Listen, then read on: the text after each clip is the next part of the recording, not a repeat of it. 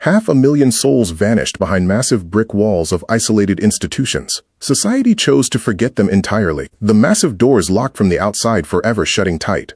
Across the nation, sprawling campuses grew into self-contained cities of despair.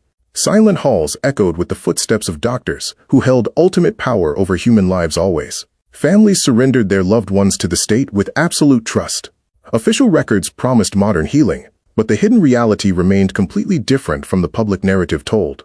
Grand architecture masked the profound suffering trapped within these remote buildings. High iron fences kept the curious public away while masking the desperate cries of forgotten men inside. During the middle of the 20th century, the asylum population peaked incredibly high. Over 500,000 citizens became permanent wards of these immense and heavily guarded facilities.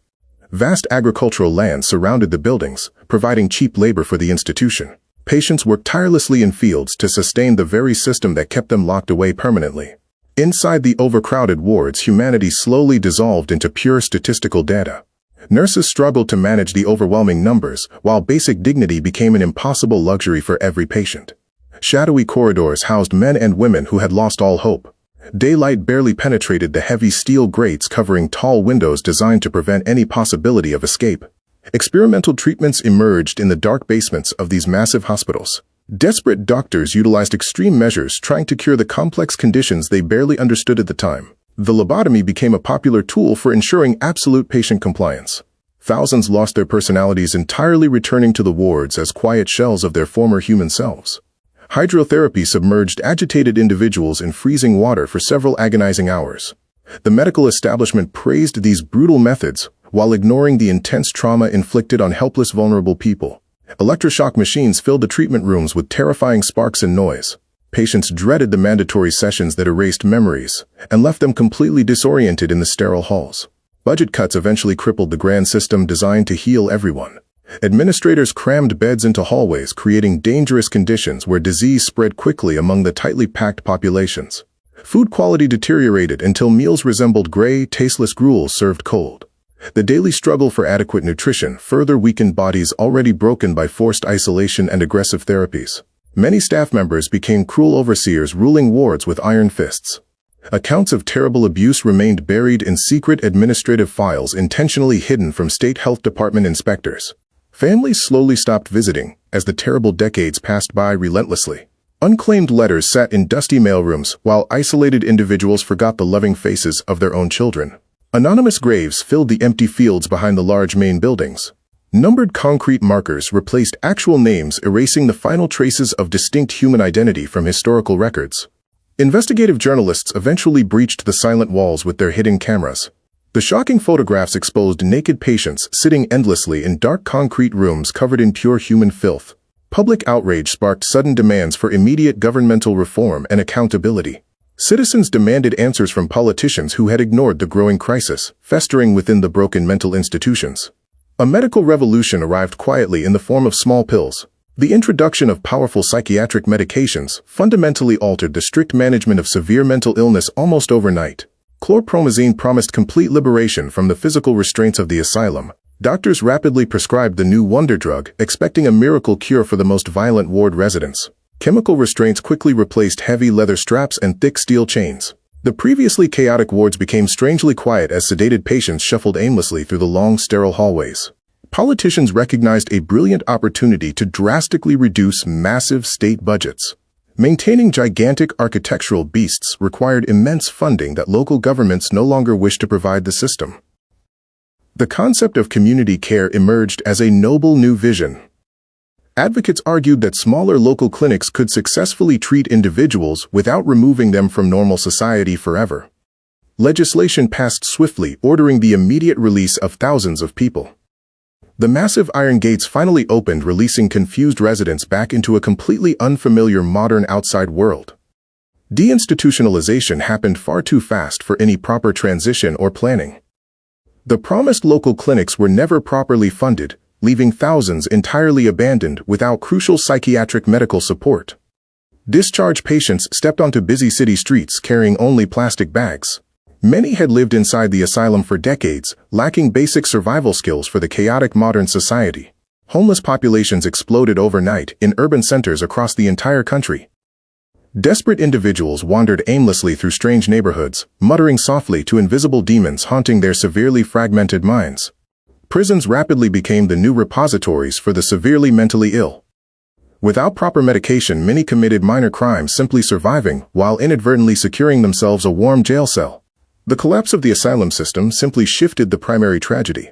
Society traded hidden institutional suffering for highly visible public neglect on street corners everywhere across the nation. Abandoned hospital campuses began to slowly decay under the harsh elements. Vines crawled up the impressive brick facades, reclaiming the massive structures back into the quiet natural forest. Wind howled through shattered windows where desperate men once stared out. Rain ruined the thick patient logs left sitting forgotten on large oak desks inside abandoned doctor offices. Rust consumed the iron bed frames left rotting in empty wards. Peeling paint hung from damp ceilings resembling dead skin shedding from the dying skeleton of the institution. Urban explorers soon discovered the eerie beauty of these massive ruins. Photographs of decaying therapy rooms circulated widely online, sparking morbid curiosity among a disconnected new modern generation. Yet these haunting spaces hold more than just creepy visual aesthetics. They are monuments to a massive societal failure that devastated countless lives during the previous troubled century. Millions of confidential files remain locked in flooded basements, slowly dissolving. The true stories of those suffering patients will forever remain lost in the dark, murky standing water. Some institutions found bizarre second lives as luxury condominium housing units. Wealthy buyers sleep comfortably inside remodeled spaces where tortured souls once screamed endlessly into the dark night. Historians desperately try saving old medical equipment from the wrecking balls. They gather heavy leather restraints and wooden electroshock boxes to preserve the terrible truth of our past. We must carefully examine this forgotten era without looking away quickly. Ignoring the mistakes of the early asylum system practically guarantees we will repeat those exact cruel tragedies. The modern crisis of mental health directly stems from this collapse. We closed the giant asylums but failed to build anything genuinely compassionate to replace the broken structures. Lawmakers currently struggle managing the catastrophic fallout of those hasty decisions. Countless families still face insurmountable obstacles trying to secure essential medical treatment for their severely disabled relatives. Emergency rooms function as temporary holding cells for desperate psychiatric patients. Nurses frantically sedate agitated individuals because dedicated psychiatric hospital beds vanished decades ago during the sweeping closures. Jails inherently lack the proper resources to rehabilitate fractured human minds.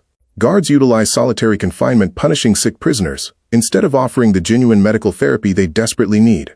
Police officers constantly answer desperate emergency calls regarding severe mental crises. They receive minimal training on handling complex psychiatric breakdowns, causing tragic outcomes during highly stressful street confrontations. The streets provide absolutely no shelter from the cruel elements outside. Winter storms claim the fragile lives of vulnerable citizens, ignored completely by the massive urban commuter crowds. Charity clinics valiantly attempt filling the giant void left by government.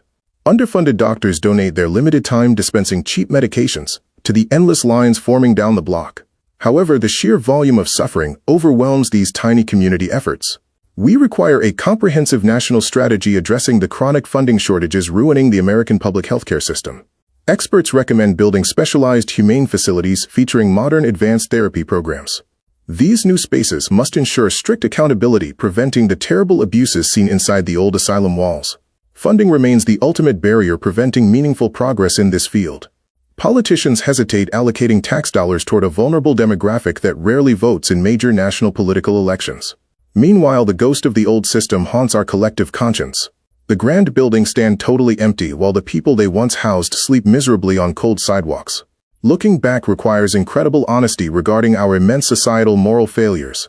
We intentionally locked away uncomfortable problems instead of actually solving the complex medical mysteries behind mental illness. Photographs from the past force us to witness their silent agony. We see the hollow stares of individuals stripped of autonomy, trapped inside an uncaring, rigid bureaucratic machine. There are deep lessons buried within those ruined brick isolation wards. True compassion demands providing safety and dignity without sacrificing personal freedom or basic fundamental human civil rights. Our current approach clearly fails thousands of sick citizens every day. The pendulum swung too far, abandoning institutional abuse only to create profound neglect in the public square. Finding a perfectly balanced solution requires significant empathy and substantial funding. We must build a system supporting vulnerable people without resorting to the awful cruelty of the past. Until we achieve that goal, the forgotten souls will remain restless. Their tragic history serves as a dark warning about the high price of profound systemic societal ignorance. The crumbling asylums will eventually fall, completely turning to fine dust. But the immense human cost of this failed grand experiment must remain permanently etched in our memories. We owe a massive debt to the 500,000 trapped citizens. They endured absolute nightmare conditions simply because their complex minds operated differently than normal society expected then. By acknowledging their suffering, we slowly begin healing our fractured society. Only through genuine understanding can we finally build a compassionate future for the severely mentally disabled population. The heavy iron doors remain open, while the empty wards decay. We must ensure humanity never locks away its most vulnerable citizens in those dark shadows ever again.